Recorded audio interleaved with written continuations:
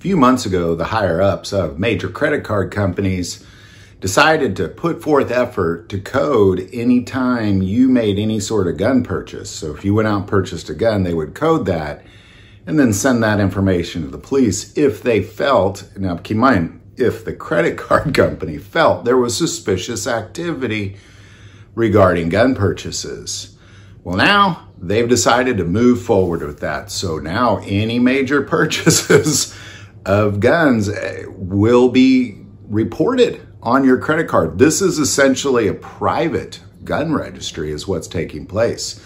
So if you use your credit card to go, or debit card, to go into a gun store and make a major gun purchase, that information is now being coded and registered by private banks to share with law enforcement. This is absurd. What the private industry is doing to go against the Second Amendment is really insane. I've never even dreamt something like this would take place. So ultimately what you need to do is pay with cash or write a check, one of those two things, but do not use your credit card, because if you're using your credit card, you are now in a private gun registry that's ran by MasterCard and Visa. And all that information, according to them, will be shared with police if it looks like, to them, suspicious activity. Not really sure what that suspicious activity might look like. I would think if you looked at my credit card, you'd see all sorts of suspicious activity, but I buy guns for my job.